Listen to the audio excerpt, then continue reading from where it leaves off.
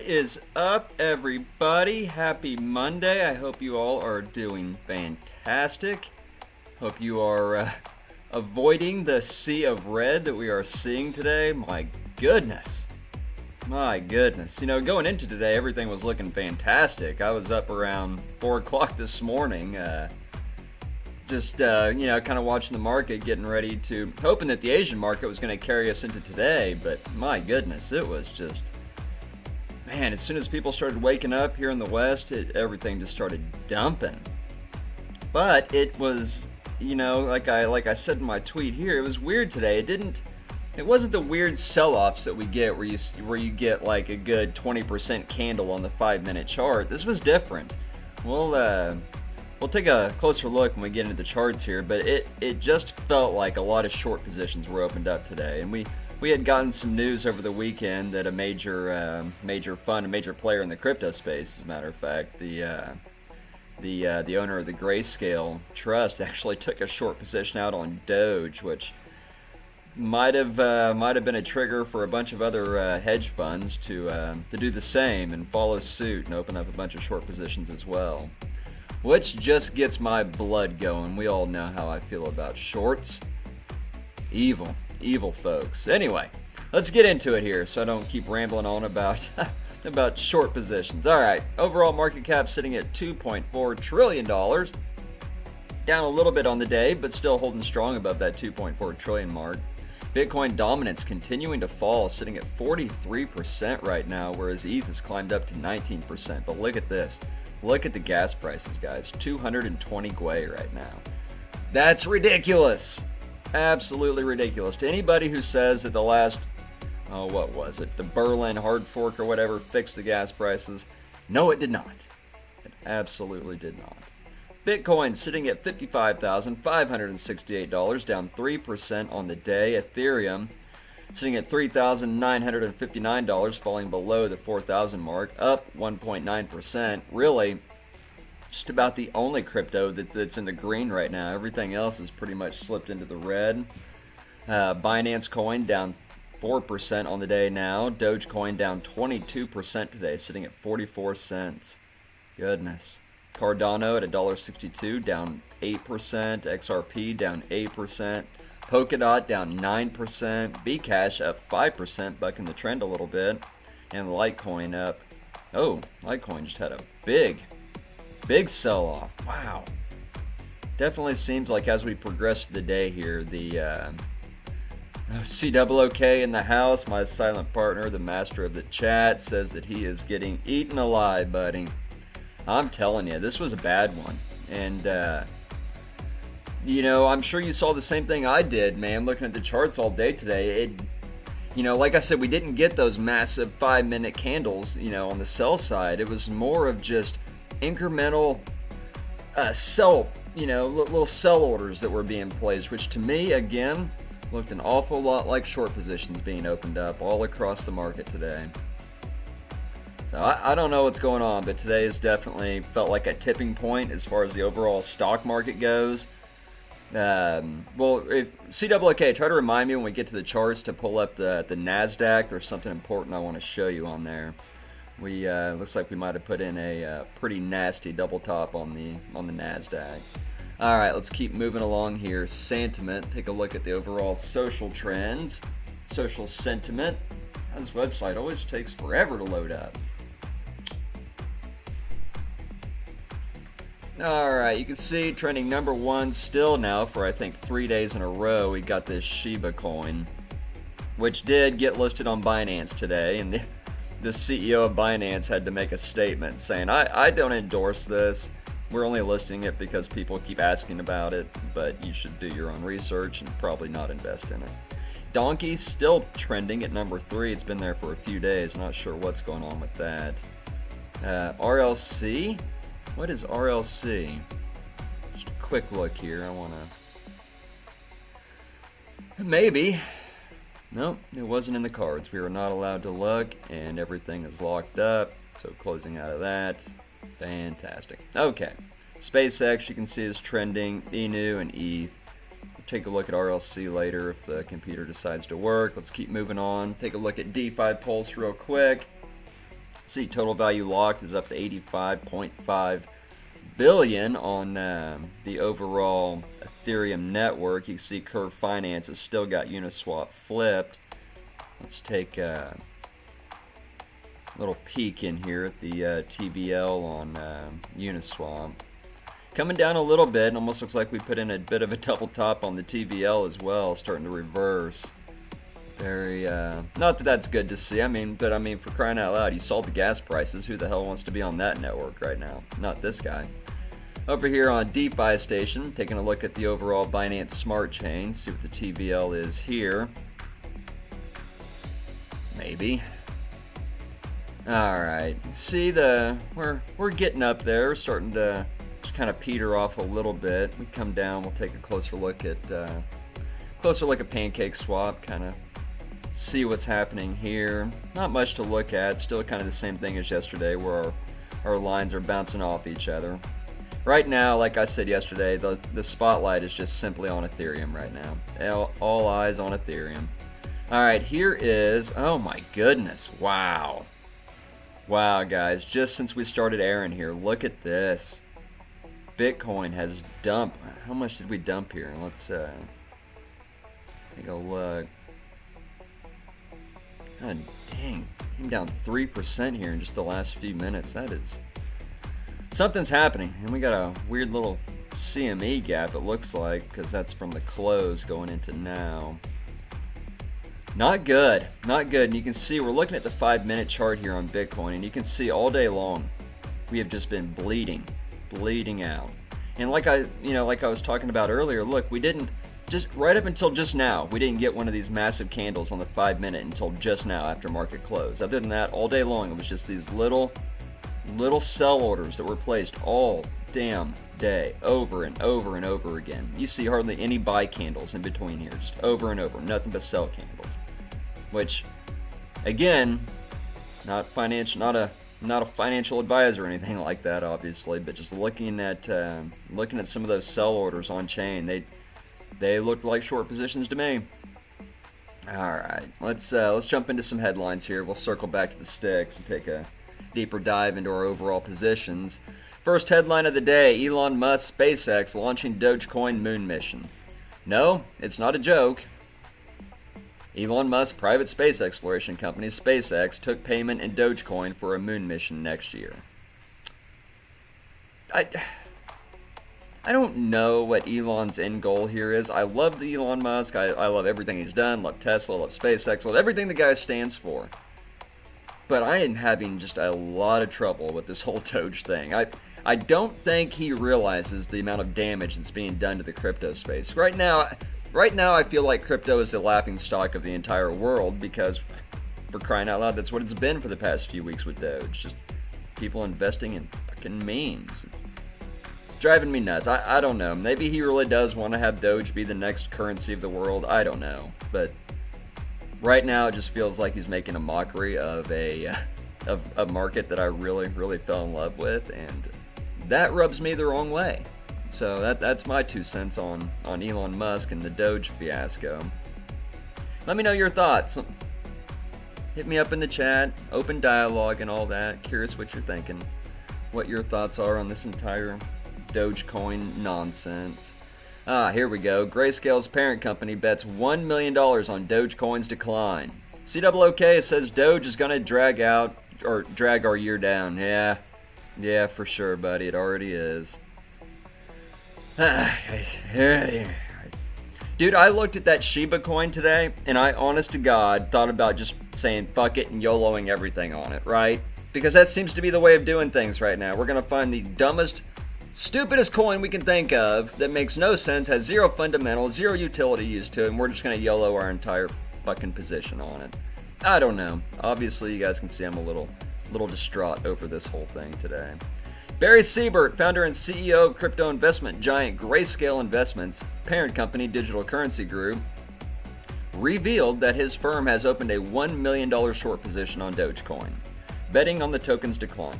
I kind of have a problem with this on many levels, right? We all know how I feel about short positions for one. I think if you're taking a short position out on anything, there's a special place in hell for you. But I certainly feel like this news coming out last night or over the weekend. I think it was just after SNL that this news broke.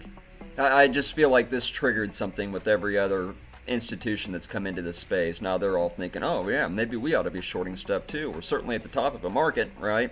I mean, we've seen it with ETH running nonstop for the past 2 weeks.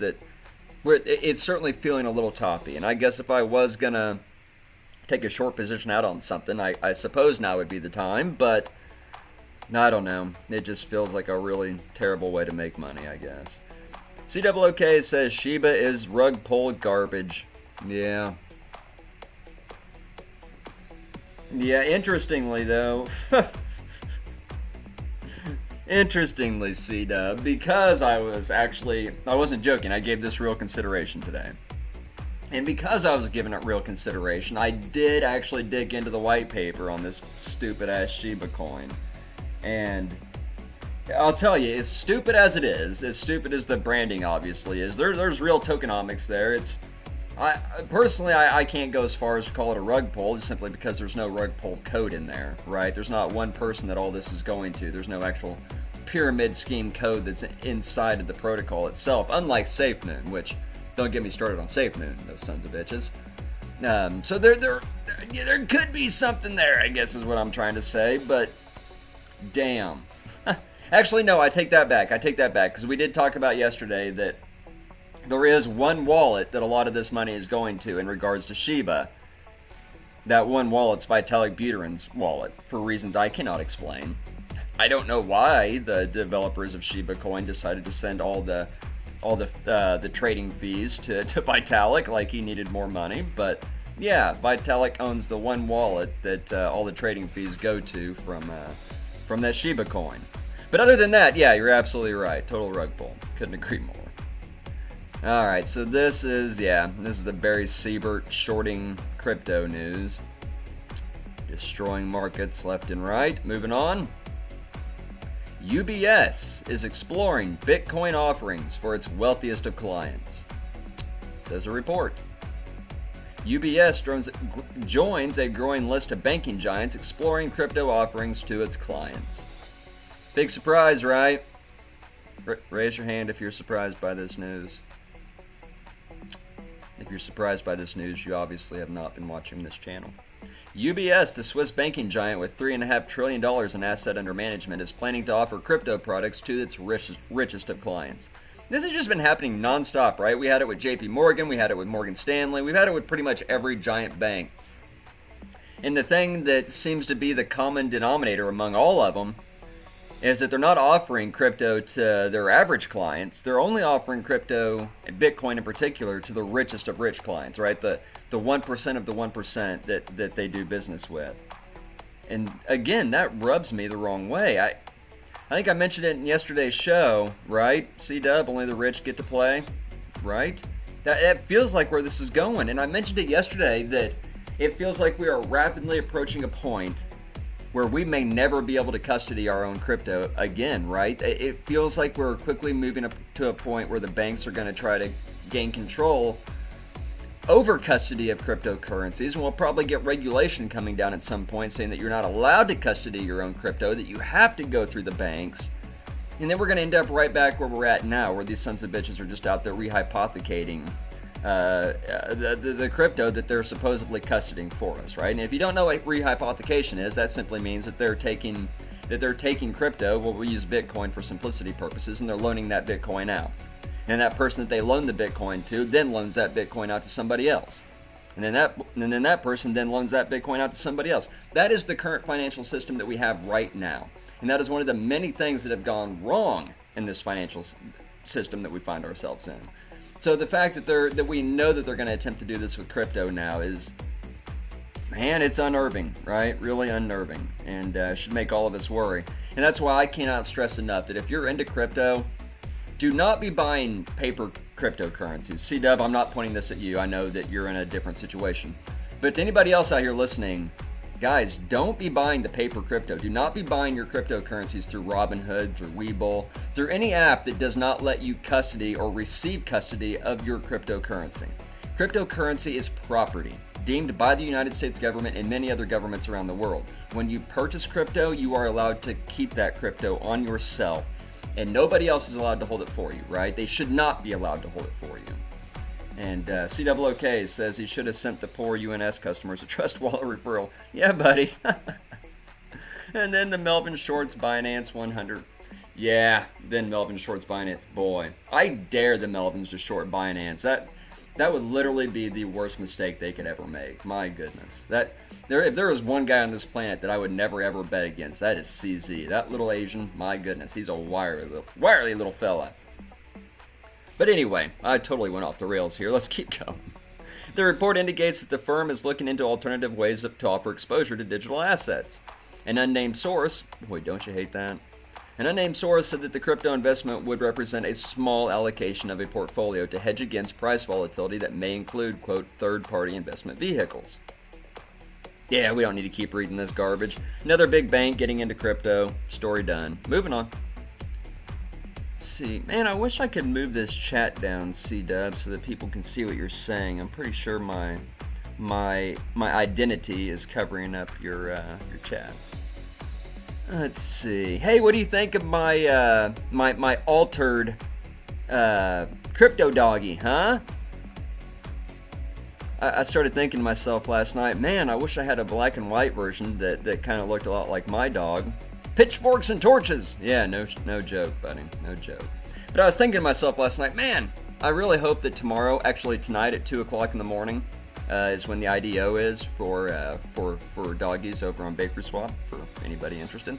But anyway, I was thinking to myself, man, I wish I had a black and white one. I can't wait till the IDO to get me a Boston Terrier looking crypto doggy. And I was like, wait a minute, I'm a graphics designer, man. I can do that. So I took my crypto doggy in, changed it over to black and white, and gave him a cool little background. And yeah, now we got a crypto doggy. I need to get him in on the show, actually. Put him right there next to my crypto punk. COOK, need to find a graphics guy. Yeah, I might know one. All right, where were we? Here we are. Man, I'm just on one today, getting sidetracked left and right. China's digital yuan inches closer to a full rollout with Alipay. ICBC activations. Don't know what that is. One of the world's largest banks has quietly allowed public users to activate Chinese eCNY wallet from inside the bank's mobile app. See, pay attention, because I firmly believe this is where we're heading. Alipay, which is part of Alibaba's network, has also reportedly enabled the eCNY module for some users inside the Ant Group's payment app. This means Chinese users now have an additional methods to participate in the long-running digital yuan test. The Industrial and Commerce Bank of China, that's what that stands for, okay. One of the largest banks in the world by total assets, appears to have quietly allowed public users to activate China's central bank digital currency wallet inside its mobile app. ICBC users from at least Chengdu, whatever, words, to begin testing the digital yuan can now activate these wallets after signing the bank's mobile app. So yeah, that's that story. Wow. So yeah, the digital yuan continues to be rolled out. And that's the China leaving us in the dust news. Moving on. This is a follow-up to yesterday's story with the Rary Capital hack.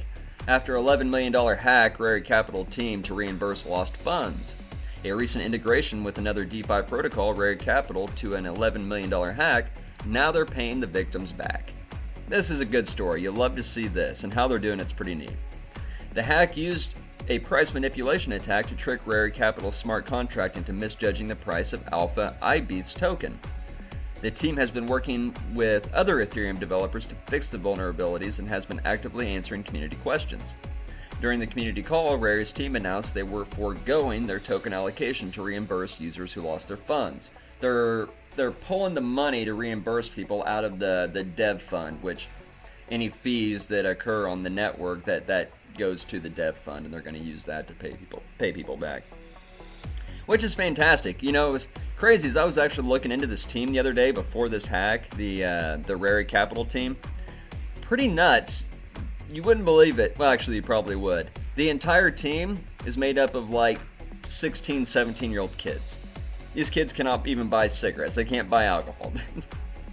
Yeah, pretty sure they're still in high school, but this is what they're doing. And man, I think back to what I was doing in high school, and good lord, good on these kids. They've created a blockchain protocol. It's a lot more than I was doing back then. Anyway, moving on. MakerDAO is on a collision course with banking regulators. As MakerDAO rolls out real estate loans, banking regulators are unlikely to ignore DeFi banks.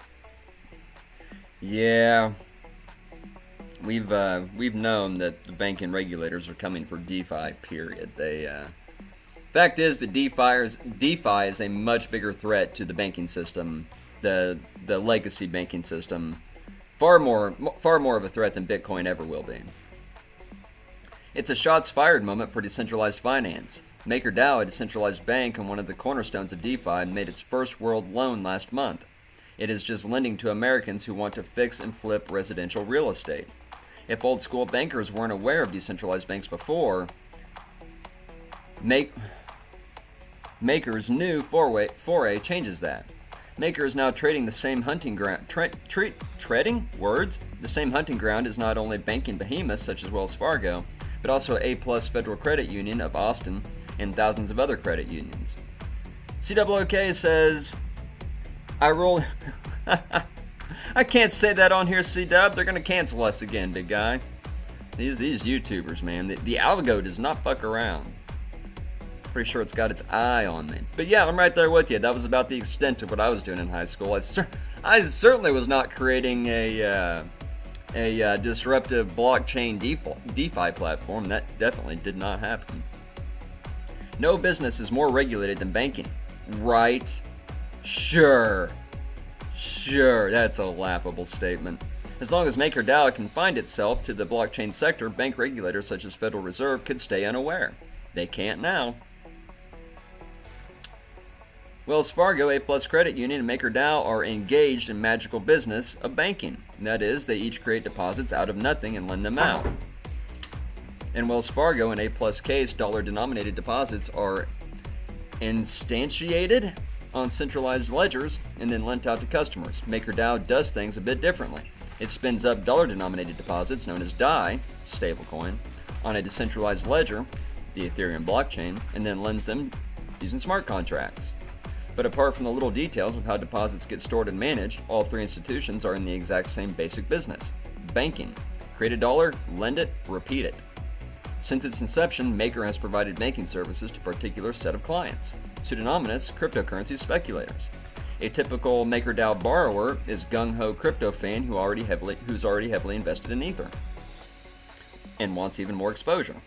No credit checks or personal references required. The borrower need only submit their Ether tokens to the Maker protocol as collateral, upon which a loan of fresh DAI is automatically issued.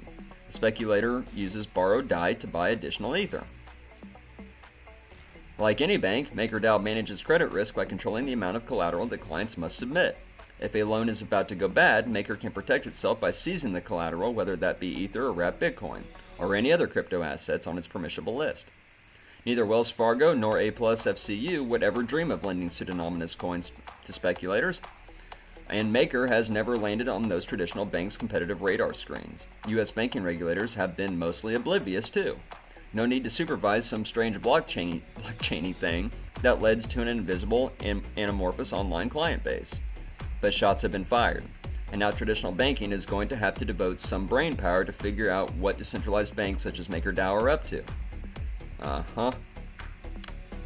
We keep reading here, but the long and short of all of this is pretty simple. That they're on to us now, right? They are absolutely on to us. They are aware of what DeFi is. They are aware of the danger that it poses to their legacy banking system, and they're coming. They are coming. I don't know. I have real fear for DeFi just because of what it means and what how disruptive it's going to be to the legacy banking cartels. And we know that these evil bastards, man, they don't go down without a fight. So we will see. We will see. Luckily, with all of these decentralized DeFi platforms, You can't shut them down. It's just like Bitcoin. You can go in and you can say, hey, it's illegal for you to use MakerDAO in the United States. It's illegal for you to use Uniswap or PancakeSwap in the United States. But at the end of the day, there's nothing that they can do. If I want to go make a trade on PancakeSwap, if I want to go get a loan from MakerDAO, there's nothing that they can do, right? I can use a VPN and I can have my non-custodial wallet. They cannot stop you. Not financial advice, of course. I'm just a graphics guy. Point is that there's only so much that they can do, and the only real solution for them is to get on board or get the fuck out of the way, right? But for them to get on board, that means they have to abandon all the things that have made them trillions of dollars over these hundreds of years, right? They can know that to be competitive with something like MakerDAO, they would have to start, paying their customers an APY worth a shit, worth, more than the 0.0001% that they claim to be paying you. And then, of course, after inflation rates, you're actually losing money keeping it with them. So they've got some work ahead of them. And like I said, these people don't go down easy. So I would expect the legacy system to go through these next 4 to 5 years kicking and screaming. Alright, let's get into the sticks here, see if things have gotten any better. You can see, look at this on Bitcoin. We did fill our CME gap. That's good to see. Beginning to work its way back up. I don't know if you guys have noticed this or not, but it seems to me, like over the past few months, that whenever the stock market's open from 8:30 to 3, we get a whole lot of selling pressure on crypto, right? Just tons and tons of selling pressure. Usually, I think if you were to pull up or chart the past 2 months, just what we've seen during market hours on any crypto, I think the trend would be straight down. I think you would have just a massive candlestick all the way to the floor. As always, we could put our tinfoil hats on and try to figure out why that is. But it seems like that the second the market closes at 3 o'clock, we begin to see positive price action, that the buyers actually come in. Now, you could argue, well, that's because now the market's closed and people are still looking for something to trade. There's probably some truth to that. But I definitely feel like there's something more nefarious going on throughout the day that drives these prices down. And then the second the market's closed, it's like, all right, now we can start buying. I don't know. Tinfoil hat stuff, right? CWOK says, you want to see something gut-wrenching, look at Riot. I saw, buddy. I was going through all your stocks today, taking a look, seeing just how bad it got for everybody out there. It wasn't pretty. It was not pretty. Alright, Ethereum. Look at this. You can see Ethereum did come right up to our fib line here, right where we predicted it would go at 4207. Got rejected and it's now coming down. Coming down hard. That was a hell of a candlestick there we saw at the close of the market. But beginning to work its way back up. And if we jump over to the 4-hour chart, wow, look at that. Wow. That's a hell of a wick down, my goodness. I'm going to go ahead and I'm going to call it right here, guys. I'm looking at this chart. I'm calling the top of ETH. I think from this point on, ETH is going to be on a downtrend for the next few weeks. I would imagine we'll probably trend all the way down to this 36. We'll call it the 3600 line, and we'll probably consolidate in here for the next few weeks, which is fine, right? ETH has been on just an absolute tear. It was just a few weeks ago, it was sitting at 1500 for crying out loud. So yeah, calling the top on ETH. The ETH run is over. Moving on, take a look at Binance Coin. Golly, look at that. Same thing. Wow. Just an absolutely massive candlestick down. And the weird thing about all of it is, look, there's no volume to support it. Across the board. We saw the same thing on ETH. We saw the same thing on Bitcoin. There's no volume to support this massive sell-off, which in itself raises some damn eyebrows, doesn't it? Really, really does. Short positions, guys. Short positions. Alright, quick look at the cake token. Man, still also just bleeding out. Pretty ugly. Pretty ugly.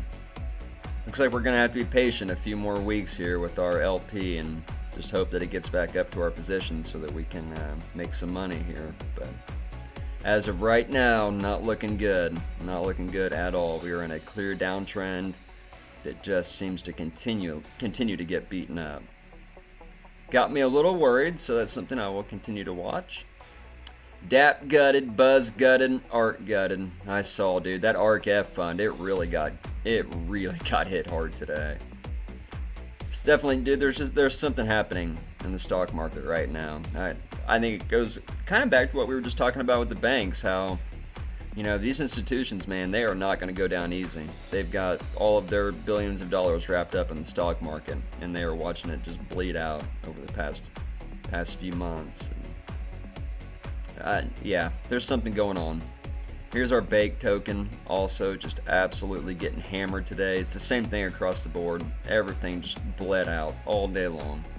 All day long. And on low volume too. That's another thing. Low volume across the board. The volume does not match what we're seeing in the sell-off, which, you know, to use boomer terms, is a fake out. It is an absolute fake out. This is manipulation clear as day. This is institutions driving these prices down so that they can theoretically get better positions for themselves. Or that they're just taking massive short positions. It could be either one. In which case, you'd think the Melvins of the world would have learned their lesson the first time around. Obviously, they have not. If they thought the short squeeze on GameStop was bad, they really don't understand the volatility of crypto.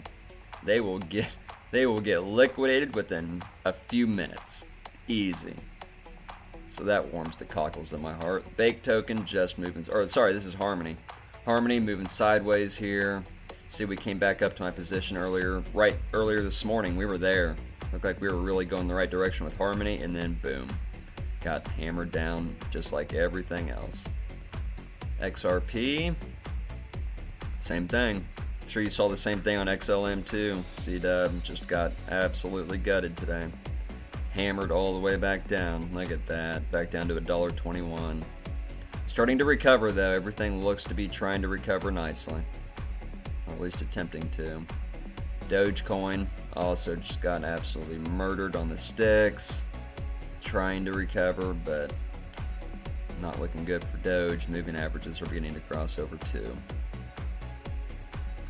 And last up in my cryptos, we got SparkPoint, which also got absolutely destroyed, just like everything else today. Bled out for 8 hours straight.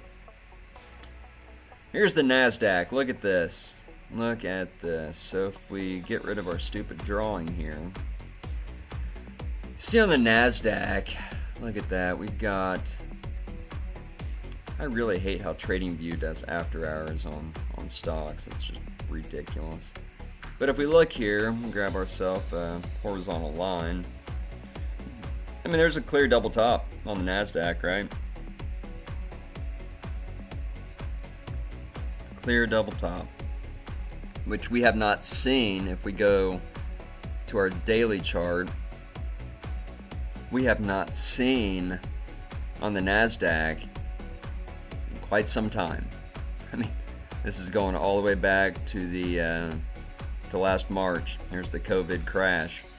And you can see all along here for the past 13, 14 months, there is not one place on this entire chart where the NASDAQ has put in a double top. Not only has it put in a double top, C-Dub, you'll recognize this pattern. We talked about this before. Not only is it a double top, but it is a clear camel hump, right? It has clearly rolled over. And I'll tell you, that's the last thing you want to see, especially in an index fund, right? Not good.